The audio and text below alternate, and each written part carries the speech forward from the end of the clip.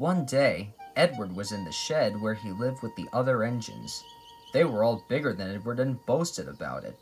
"The driver won't choose you again," said Gordon. "He wants strong engines like us."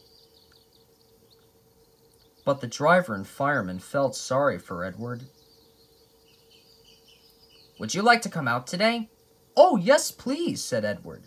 So they lit his fire, made lots of steam, and Edward puffed away.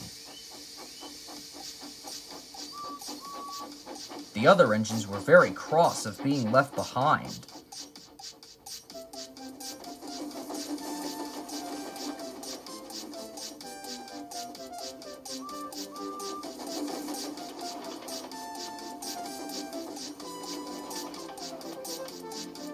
Edward worked hard all day.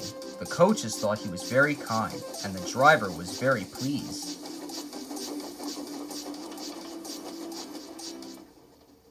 "I'm going out again tomorrow," Edward told the other engines that night. "What do you think of that?" But he didn't hear what they thought, for he was so tired and happy that he fell asleep at once. Next morning, Edward woke up to find nothing had changed. Gordon was still boasting. "You watch me, little Edward, as I rush through with the express. That will be a splendid sight for you. Goodbye, little Edward. Look out for me this afternoon."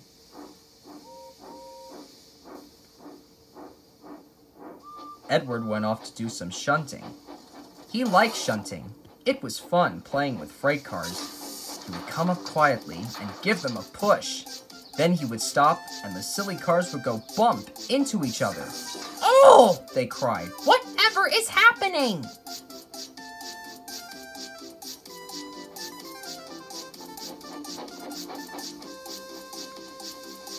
Edward played till there were no more freight cars.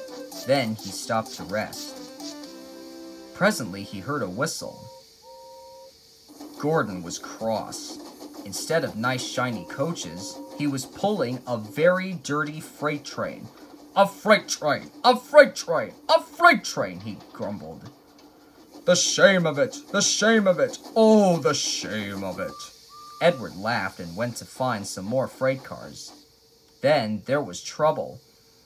"Gordon can't get up the hill," the porter called to Edward's driver. "Will you take Edward and push him, please?"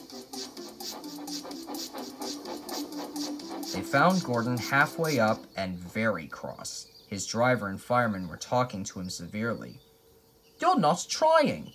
"I can't do it," said Gordon. "The noisy freight cars hold an engine back so." Edward's driver came up.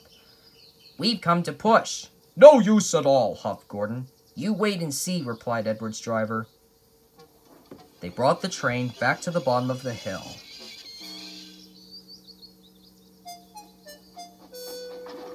"I'm ready," said Edward. "No good," grumbled Gordon. They pulled and pushed as hard as they could.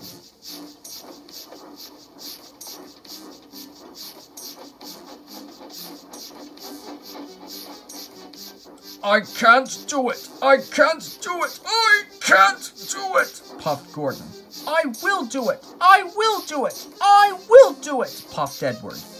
Edward pushed and puffed and puffed and pushed as hard as ever he could. And almost before he realized it, Gordon found himself at the top of the hill. "I've done it! I've done it! I've done it!" he said happily. He forgot all about kind Edward and didn't say thank you. Edward was left out of breath and far behind, but he was happy because he had been so helpful. At the next station, he found that the driver and fireman were very pleased with him.